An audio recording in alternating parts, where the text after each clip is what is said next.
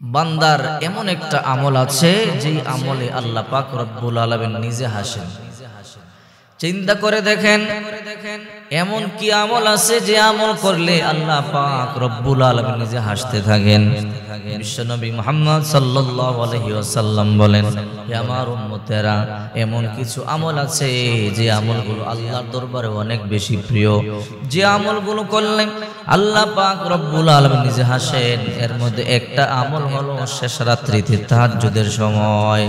শেষ রাত্রিতে তাহাজ্জুদের সময় যদি আপনি একটা কাজ করেন, আল্লাহ পাক রব্বুল আলামিন তখন হাসতে থাকেন। কি আমল? বিশ্বনবী মুহাম্মদ সাল্লাল্লাহু আলাইহি ওয়াসাল্লাম বলেন, শেষ রাত্রিতে কোন স্ত্রী যদি তাহাজ্জুদ পড়বার জন্য উঠে কিন্তু স্বামী উঠতে চায় না, ওই স্ত্রী স্বামীকে উঠাইবার জন্য একটু পানি ছিটা দেয়, এরপরে স্বামী তাহাজ্জুদ পড়বার জন্য উঠে, আল্লাহ পাক রব্বুল আলামিন এই দৃশ্য দেখে হাসতে থাকে। আবার শেষ রাত্রিতে কোন স্বামী যদি তাহাজ্জুদ পড়বার জন্য উঠে, স্ত্রী উঠতে চায় না, স্বামী একটু মহব্বত করে স্ত্রীকে উঠাইবার জন্য পানি ছিটিয়ে দেয়, এই দৃশ্য দেখেও আমার আল্লাহ পাক রব্বুল আলামিন হাসে। তাহাজ্জুদের নামাজ অনেক বড় দামি নামাজ।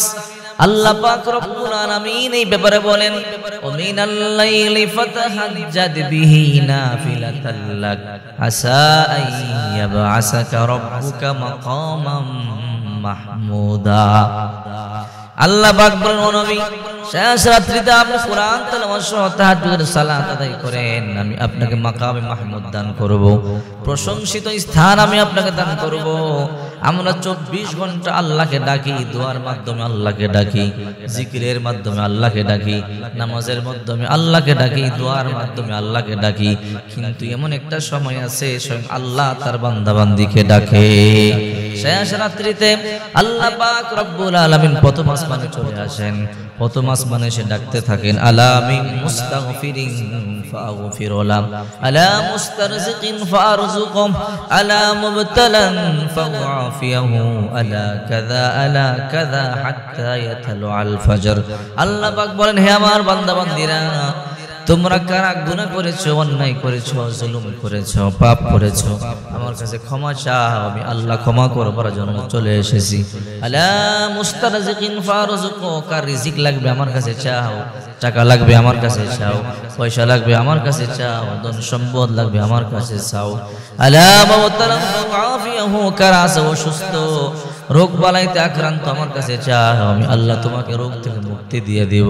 শেষ রাত্রিতে আল্লাহ পাক রব্বুল আলামিন নিজে ডাকতে থাকে। এই জন্য তাহাজ্জুদের সালাত আদায় করবেন। রাসূল করিম সাল্লাল্লাহু আলাইহি ওয়াসাল্লাম বেশি বেশি তাহাজ্জুদের নামাজ আদায় করতেন। সাহাবায়ে কেরামদেরকে তাহাজ্জুদের নামাজ আদায় করবার জন্য বলতেন, কারণ যে ব্যক্তি যত বেশি তাহাজ্জুদের নামাজ আদায় করবে, আল্লাহ তাআলা তাকে তত ভালো বন্ধু বানিয়ে নেবে, তাকে তত বেশি ভালোবাসবে।